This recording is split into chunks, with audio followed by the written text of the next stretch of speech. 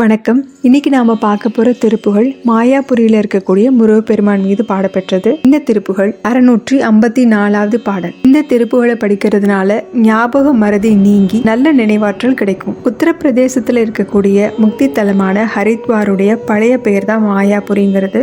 இந்த ஊர்ல இருக்கக்கூடிய சக்தி பீடம் 3: மாயாதேவி, சண்டி தேவி, மானசா தேவி. இந்த 3 சக்தி பீடங்கள் ஹரித்வார்ல இருக்கு. இதுல மாயாதேவி சக்தி பீடம் அப்படிங்கிறது அம்பாளுடைய வயிற்று பகுதி விழுந்த இடம். இந்த சக்தி பீடத்தினால தான் அந்த ஊருக்கு மாயாபுரி அப்படிங்கிற பேரு முதல்ல வைக்கப்பட்டிருக்கு. அதோட பெருமாளுடைய பாத சுவடு இருக்கிற இடமாகவும் நம்பப்படுது. அங்க இப்ப இந்த பாடலை பார்க்கலாம். சிகரம் அருந்த வாழ்வது சிவஞானம், சிதறி அலைந்து போவது செயலாசை, மகர நெருங்க வீழ்வது மகமாய், மருவி நினைந்திடா அருள் புரிவாயே, அகர நெருங்கின் ஆமயம் உறவாகி, அவசமொடும் கையாரொடும் முனம் ஏகி, ககனம் இசைந்த சூரியர் புக மாயி கருணை பொழிந்து மேவிய பெருமாளே. இந்த பாடலுக்குரிய பொருளை பார்க்கலாம். இப்போ இந்த பாடல்ல இருக்கக்கூடிய முதல் வார்த்தையான சிகரம் அப்படிங்கிறது சிவாய நம அப்படிங்கிற பஞ்சாட்சரத்துல உள்ள முதல் எழுத்தாகிய சி அப்படிங்கிற எழுத்து குறிக்கிறது. பொதுவாகவே தமிழ்ல ஒரு எழுத்தை உச்சரிக்கும் போது சில இடங்கள் அது கூடவே சேர்த்து கரம் சொல்றது உண்டு. உதாரணத்துக்கு ஓம் அப்படிங்கிற மந்திரத்துல இருக்கு இல்லையா, அந்த 3 எழுத்துக்களை சொல்லும் போது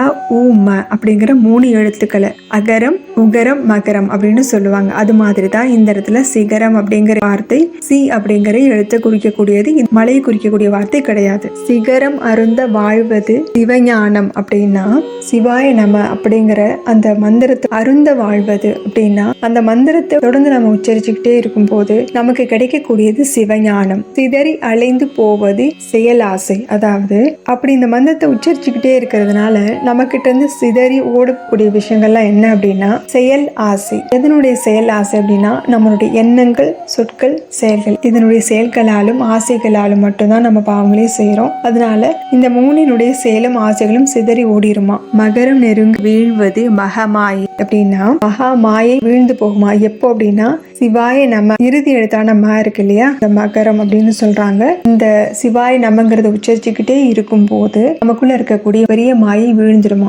மருவி நினைந்திடா வருள் புரிவாயே அப்படின்னா நினைப்பு மறப்பு அப்படிங்கிற 2 நிலையும் கடந்து வாழக்கூடிய ஒரு நிலை எனக்கு கொடுப்பா அப்படின்னு கேக்குறாரு. அகர நெருங்கின் ஆமயம் உறவாகி, அதாவது சூரபத்மன் வீர மகேந்திரபுரத்தை தன்னுடைய தலைநகரா கொண்டு ஆட்சி பண்ணிட்டு இருந்தான். அந்த தலைநகரை கடந்து போகும்போது சூரியன் அவரோட உக்கிரத்தை குறைச்சிடணும் அப்படின்னு சூரியனுக்கு ஆணையிட்டு இருக்கிறான். அதைத்தான் இங்க குறிப்பிடுறாரு. அகரம் நெருங்கின் அப்படின்னா வீர மகேந்திரபுரம் அப்படிங்கிற அந்த நகரத்தோட மலையை நெருங்கும் போது ஆமயம் உறவாகி, ஆமயம் அப்படின்னா துன்பம், அதனால துன்பப்பட்டு, அவசமோடும் கையாரோடும் முனம் ஏகி அப்படின்னா மயக்கத்தோடையும் தன்னோட செயல் தன்னோட கட்டுப்பாட்டுல இல்லாம சூரியனுடைய காலத்துல ரொம்ப அவதியுற்று இருந்தாராம். ககனம் இசைந்த சூரியர் யார் அந்த மாதிரி இருந்தாங்கன்னா ககனவெளி இருக்கு இல்லையா, அண்டவெளி, அதுல ஆகாசத்துல இருந்த 12 சூரியர்களுமே அவனுடைய ஆணைக்கு கட்டுப்பட்டு இருந்தாங்களாம். அவங்கள வருத்திக்கிட்டாங்களாம். புக கருணை பொழிந்து அவங்க எல்லாரும் முருகனுடைய பாதங்களை தஞ்சம்னு அவங்க சரணடையவும் அவங்க மேல கருணை கொண்டு